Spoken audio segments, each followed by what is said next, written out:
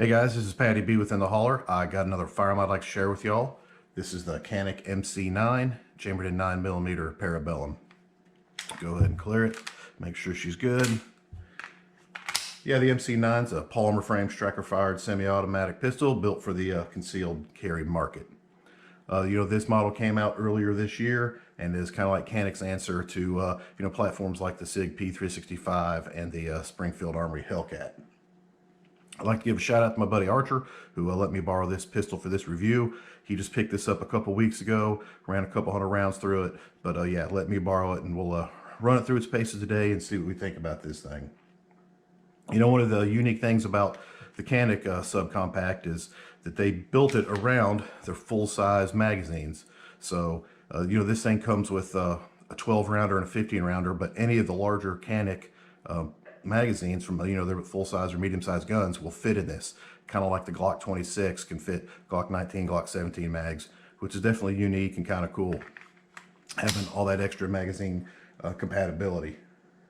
We'll go ahead and look and see what we got in the box, because Caniks, they always come with a lot of cool goodies, but we'll check it out. Yeah, on this side you got a couple extra back straps, you got some cleaning stuff, punch tool, and that's a tool as well, which is pretty cool. Shaped like a little Canik, a little bit driver, kind of neat. Canik always puts a lot of extras in there. And then comes with a holster, 2 mags. This is a 12-rounder, and it's got a little pinky extension on it. But if you don't want that, if you want to go pinky under, you can put this flat base plate on there. And then comes with a 15-rounder that's got a nice base plate, and of course a loader, lock, and all that good stuff. So yeah, that's pretty good, cool for Canik that they always give you so much value and extra stuff with when you get one of their firearms. Specs on this: got a 3.1-inch barrel, and this thing weighs 21.5 ounces with an empty mag on my scale. Of course, that's with this Holosun EPS carry on it, so you can take a couple ounces off that, I guess. As you know, it doesn't come with a red dot; you got to add it yourself. We'll hit some of the features on this. You got this nice polymer lower, got a decent amount of traction, not a crazy amount, but not too bad. Of course, my buddy put some grip tape on it to give it a little more traction up high, because it didn't have good enough traction for him. Magazine release, pretty small and slim, what you want for a concealed carry gun, but easy enough to actuate. It does have slide stop slide release on both sides, which is nice. The magazine release is also swappable over there. The trigger on this, just like all Caniks, they use that Walther pre-cock striker, which gives you a nice trigger pull. And there's your reset. Nice little undercut, a little traction up here on the trigger guard. Of course, you got a rail. Looking at the slide, pretty nice looking. Got some decent cuts to it. The sights on it, I'll give you a look. Just a blacked out rear and a white dot front. I do wish that maybe it came with a tritium in the front, just because this gun's meant for concealed carry, and I think it'd be nice if it had some the Hellcat and the 365 series, they come with tritium in the front, which is kind of a nice upgrade.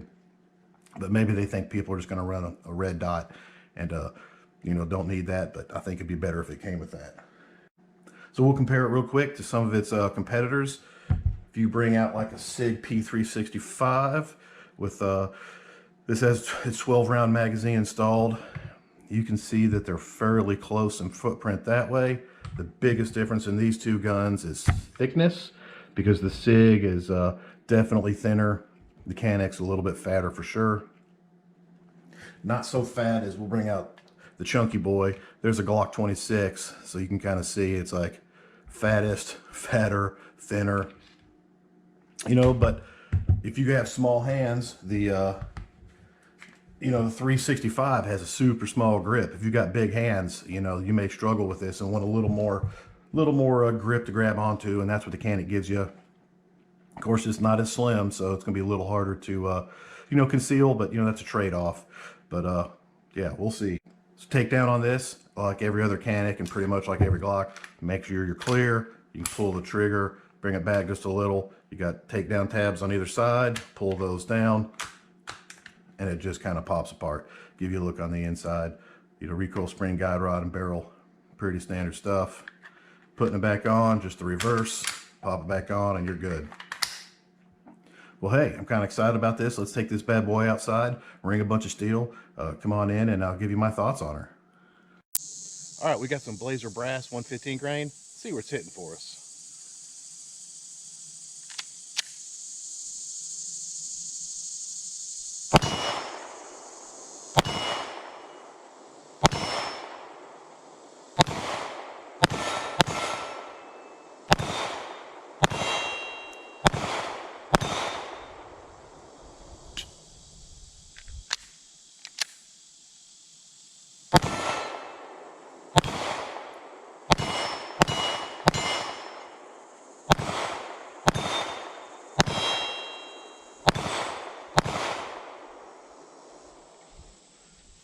All right, shooting a little bit left, but not too bad. I think we can make that work.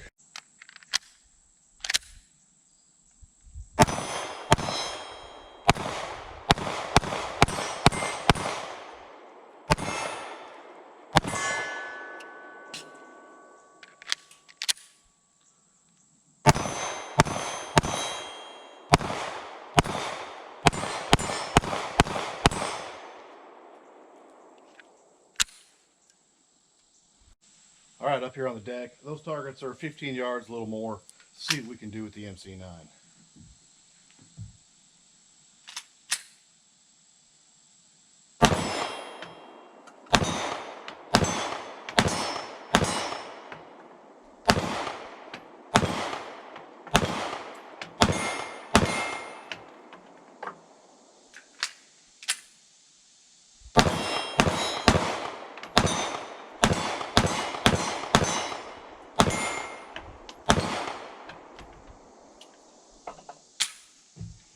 All right, this thing's shooting pretty good. Definitely when you have the extended mag in, it's like a full grip. You feel like you're shooting, you know, like a Glock 19 size pistol, but it's definitely a little bit thinner than that, a little bit easier to carry. Canik trigger, always good. This thing's just a lot of fun to shoot. All right, let's try a 25-yard plate.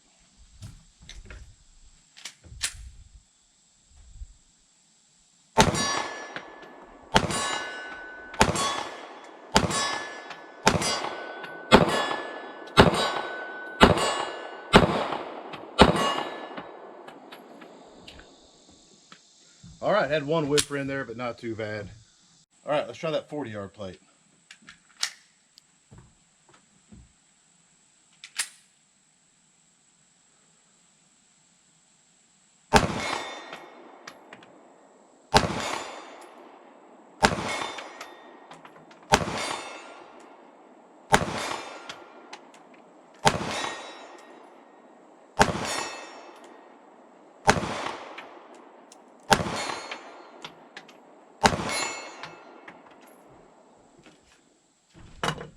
All right, I think I had a miss in there, but you know, certainly this red dot helps, and this thing's not too hard to shoot pretty well.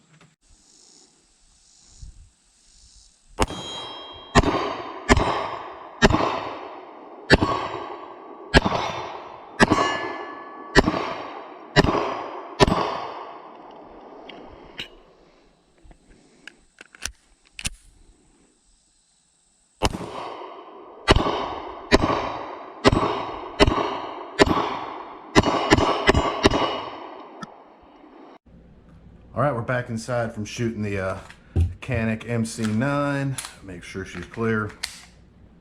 And yeah, you know, a lot of fun shooting this thing. I did have 2 malfunctions in the 200 rounds I fired. I only caught one of them on camera, but I'll roll that in here.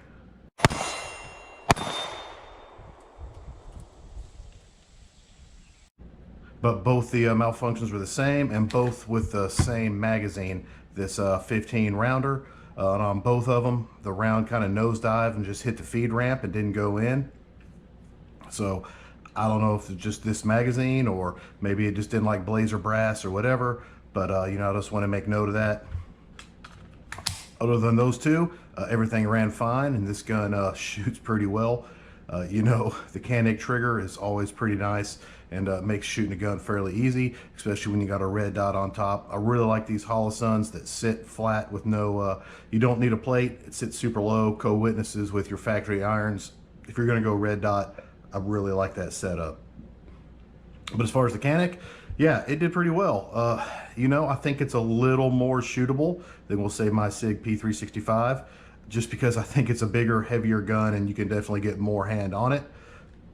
But it definitely shot pretty well for me. Don't have any complaints about that. I did tell my buddy that he did have a couple malfunctions. He wasn't super happy to hear that, but you know, I think he's going to come out and he's going to run a bunch more through this mag and see if he can figure out what's up with this thing.